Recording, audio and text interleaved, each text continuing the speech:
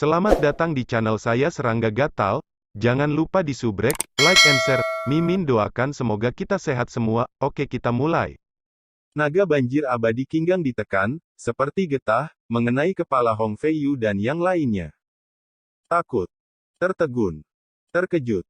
Semua jenis emosi menghantam pikiran mereka seperti banjir. Sebelum mereka sempat bereaksi, Su Yi datang untuk membunuh dengan pedang. Ledakan. Pedang Qi menembus langit dan bumi. Pertempuran berlanjut. Dalam beberapa kedipan mata, 3 guru besar dari alam Siak-Sia meninggal secara tragis, dan mereka musnah oleh pedang reinkarnasi. Mata Hong Fei terbelah, dan dia menyerang dengan seluruh kekuatannya. Tapi tidak peduli teknik rahasia apa yang dia gunakan, dia dikalahkan oleh Su Yi. Su Yi saat ini, kekuatannya terlalu kuat, pedangnya terhunus, serangannya tak terkalahkan, dan tak terkalahkan. Para penonton semua terkejut dan terpana. Dari awal pertempuran ini hingga saat ini, ada banyak variabel, tetapi tidak ada yang mengira bahwa Su Yi, yang memiliki satu pedang dan satu pedang, dapat membalikkan situasi berkali-kali, membunuh lawan hingga kalah. Ini luar biasa dan menumbangkan imajinasi orang. Mereka yang hadir gemetar, tubuh dan pikiran mereka bergetar. Suara harta meledak bergema. Ada juga upaya untuk melarikan diri.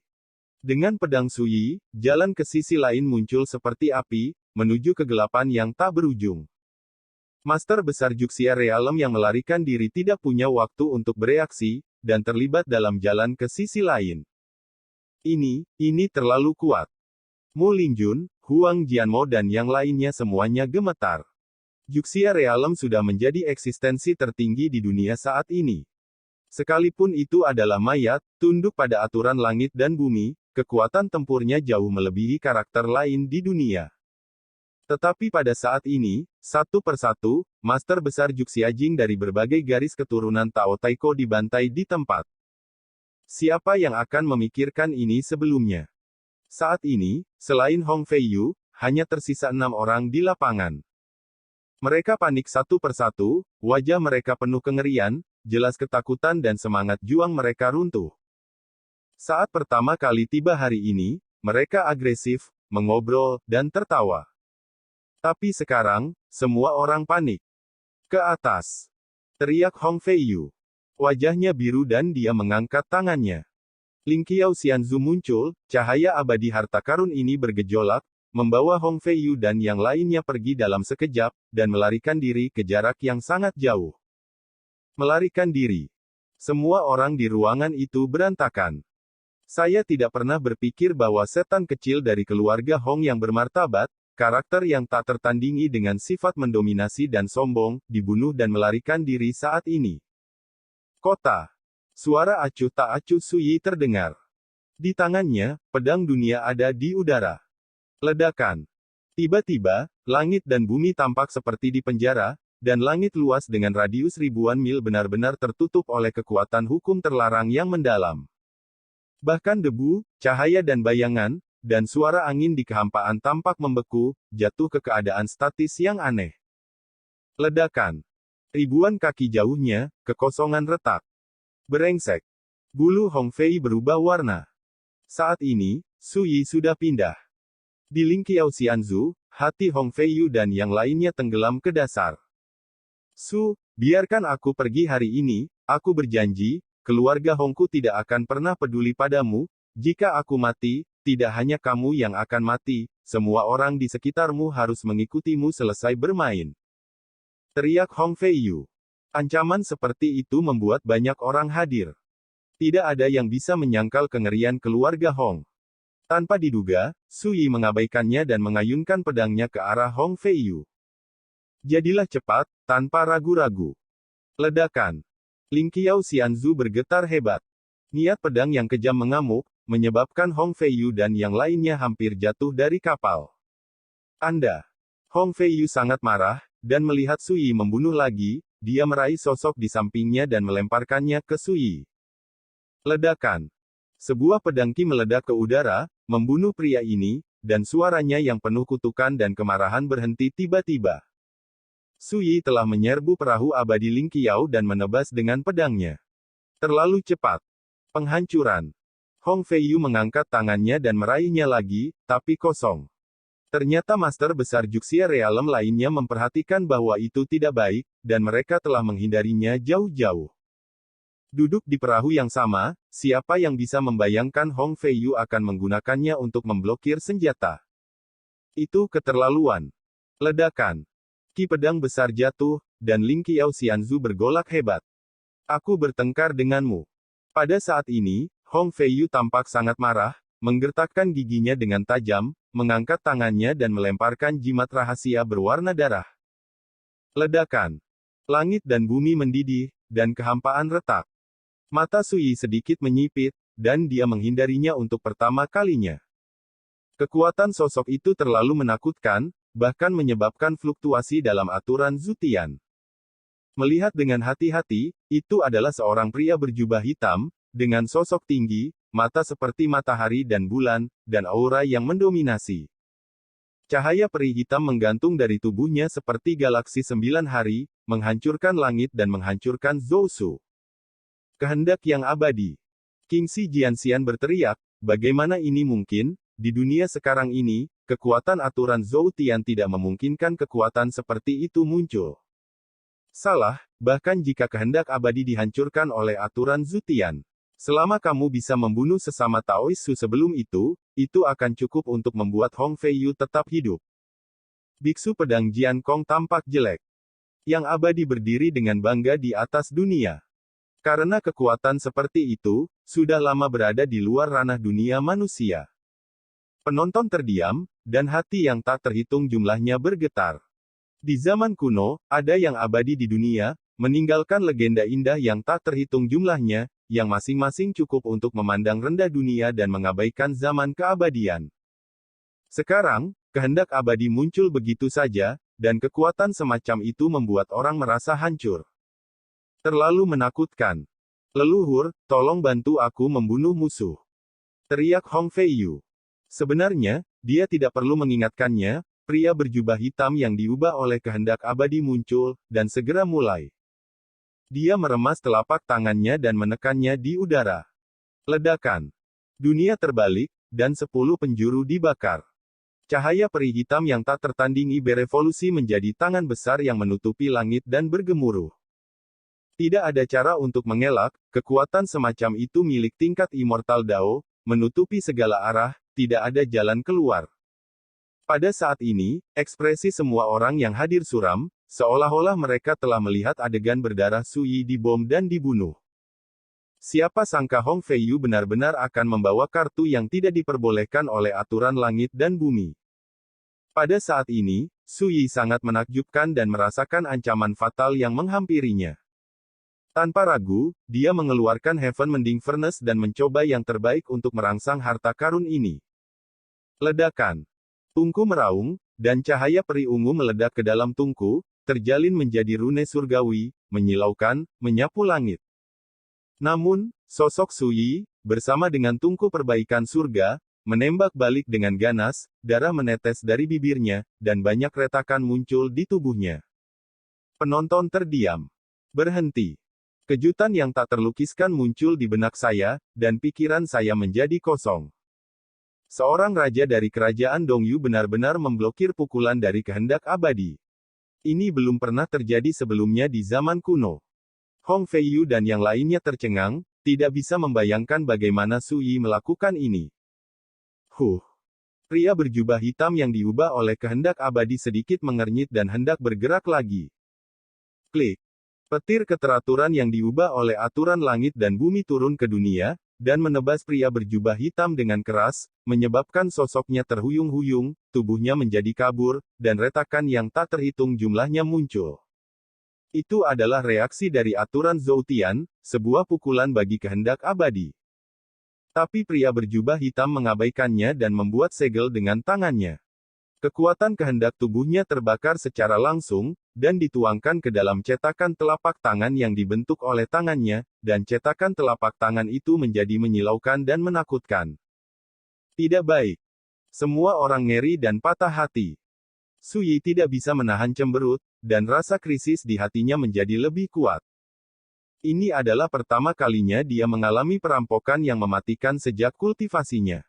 Dalam analisis terakhir, perbedaan kekuatan terlalu besar, dipisahkan oleh 3 alam kenaikan, dan jalan terjauh menuju jalan abadi. Hanya kekuatan, meski ada di Juxia Realm, tidak bisa bertahan. Itu hanya gumpalan tekad abadi, apakah kamu ingin aku membantumu membunuhnya? Tiba-tiba, di lautan kesadaran Sui, suara generasi ke-6 datang dari pedang 9 penjara, penuh penghinaan.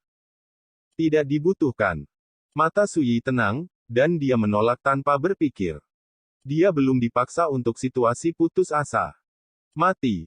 Di kejauhan, pria berjubah hitam itu berteriak sedingin es, dan ketika dia mengangkat tangannya, dia tampak seperti matahari hitam. Kekuatan yang menakutkan membuat dunia dalam kekacauan. Mata semua orang menyengat, dan pikiran mereka akan runtuh. Mereka tidak bisa membayangkan berapa banyak kehancuran yang akan terjadi ketika pukulan seperti itu dikirim. Hampir pada saat yang sama, Sui menarik napas dalam-dalam dan matanya berkilat penuh tekad. Ke atas. Pada saat ini, Sui melakukan yang terbaik untuk mencurahkan seluruh kekuatannya ke dalam harta peri ini, sehingga harta ini menunjukkan perubahan luar biasa yang belum pernah terlihat sebelumnya. Ada cahaya peri yang terang di tungku, langsung ke adu banteng. Ledakan. Di depan semua orang, hanya cahaya terang yang tersisa. Setelah sekian lama, cahaya di langit berangsur-angsur meredup, dan gelombang yang mengamuk mulai mereda. Apakah ini sudah berakhir? Semua orang yang hadir gemetar. Dalam tabrakan yang merusak ini, bahkan orang-orang nyata dari Juxia Realm akan terluka parah dan jatuh, belum lagi hanya Sui. Kehendak peri menghilang. Seseorang memperhatikan bahwa pria berjubah hitam yang diubah oleh kehendak abadi benar-benar hancur dan menghilang setelah melakukan pukulan itu. Sayangnya, dalam pertempuran ini, banyak rekanku yang gugur. Tapi membunuh Sui tidak sia-sia. Aku akan mengumpulkan jenazah dan reliknya nanti, dan menyempurnakan rahasia reinkarnasi. Di perahu abadi Ling Qiao, Hong Feiyu menyeringai. Sebelum dia selesai berbicara, senyumnya menyempit tajam, matanya membelalak seperti hantu. Saya melihat seseorang berdiri di langit di atas langit. Di atas kepalanya, tungku perunggu menggantung tinggi, dan lampu peri ungu yang mempesona menggantung, melindungi pria di dalamnya. Meski pria itu dipenuhi bekas luka dan sobek, tapi posturnya masih seperti pedang, seperti peri abadi, menghadap ke dunia. Saat aku melihat orang itu, semua orang di dunia ini terdiam dan tercengang. Langit runtuh dan bumi runtuh, hanya aku yang abadi. Sui. Dia masih hidup. Semua orang menatap Sui dengan tatapan kosong, tidak bisa mempercayainya. Pukulan penuh dari kehendak yang abadi, kekuatan yang begitu menakutkan, sudah cukup untuk melenyapkan semua jiwa yang mati di tempat kejadian dalam hitungan menit. Namun, Sui selamat dari pukulan itu. Banyak orang gemetar di mana-mana, seperti keajaiban. Hidup, hahaha, bagus. Bagus. Bagus. Jianxian Qingxi sangat bersemangat sehingga dia benar-benar kehilangan kesabaran. Bagaimana dia bisa hidup? Di perahu abadi Ling Qiao, Hong Feiyu dan yang lainnya pucat pasi, dan mereka semua merasa seperti telah runtuh. Kehendak yang abadi tidak bisa membunuh Raja Alam Gua. Jika aku tidak membunuhmu, bagaimana aku bisa mati? Sui sedang berburu dengan pakaian, dan matanya dingin. Dia menyingkirkan tungku perbaikan surga, dan cahaya ilahi yang menyilaukan mekar dari tubuhnya. Meski terluka parah, saat ini nafas Sui tidak turun, melainkan naik, niat bertarungnya seperti amarah berwarna darah, naik ke langit, membakar langit. Betapa mendominasi temperamen Hong Feiyu, tetapi pada saat ini, dia tidak bisa tidak merasakan keputusasaan dan keruntuhan, dia tidak berani bertarung lagi, dia benar-benar kehilangan semangat juangnya, seperti anjing yang hilang, mendesak Ling Qiao Xianzu melarikan diri. Membunuh. Sui datang dari langit, niat pedang samsara gelap di sekujur tubuhnya diwarnai merah dengan darah, dia seperti sosok suci yang keluar dari samsara, tak tertandingi. Ledakan. Apa yang ditunjuk pedang itu, kehampaan meledak, dan Ling Qiao Xianzu jatuh ke tanah seperti meteor. Beberapa master besar dari alam Siaksia melarikan diri terlebih dahulu, berteriak seperti pingsan. Aku akan mengaku kalah, aku akan mengaku kalah. Tolong juga tunjukkan belas kasihan. Jeritan melengking mengikuti, Sui mengabaikannya sama sekali, mengayunkan pedangnya untuk membunuh, dan membunuh mereka satu per satu di tempat. Dia mendesis, keinginan yang abadi tidak bisa membunuhmu, tetapi jika yang abadi menembak, apa yang akan kamu gunakan untuk melawan? Ledakan. Sebuah pedang meledak, dan retakan muncul di permukaan Ling Qiao Xianzu. Hong Feiyu, yang ada di dalamnya, terluka parah, tubuhnya patah dan berlumuran darah, dan itu sangat menyedihkan. Dia berteriak putus asa, Sui, aku bersumpah pada Daosin bahwa aku tidak akan pernah menjadi musuhmu lagi, dan aku akan memberimu kompensasi 10 kali lipat. Ledakan. Perahu abadi Ling Qiao tersapu oleh udara pedang lagi, dan banyak celah langsung retak, dan tekstur jalur abadi yang menutupi permukaan perahu abadi runtuh. Hong Feiyu meraung dengan marah, mengapa kamu harus membunuh mereka semua? Pada saat ini, Sui melompat ke perahu peri, mengangkat pedangnya dan menjatuhkannya. Hong Feiyu meninggal di tempat, dan tubuhnya benar-benar musnah oleh kekuatan reinkarnasi. Hanya raungannya yang tidak rela bergema di antara langit dan bumi. Kekanak-kanakan. Sui membisikkan dua kata di bibirnya. Pada titik ini, lebih dari 20 orang, dipimpin oleh Hong Feiyu, telah terbunuh sepenuhnya, dan tidak ada yang selamat. Semua orang yang hadir tercengang, tidak dapat pulih untuk waktu yang lama. Sui menang. Dengan kekuatanmu sendiri, bunuh semua musuh. Selama pertempuran ini, dia pernah menekan naga banjir abadi gangster hijau, dan pernah menghancurkan keinginan abadi dengan seluruh kekuatannya dan tak terkalahkan. Tidak ada kata yang bisa menggambarkan keterkejutan di hati orang-orang. Seolah keajaiban terjadi di depanmu, semua kata akan tampak pucat. Sui menghela nafas panjang dan menyingkirkan pedang di dunia. Dia mengeluarkan kendi dan minum dengan bebas dengan kepala terangkat. Semua mata tertuju pada pemuda berbaju biru berlumuran darah ini, dengan sok, trans, dan kekaguman yang mendalam.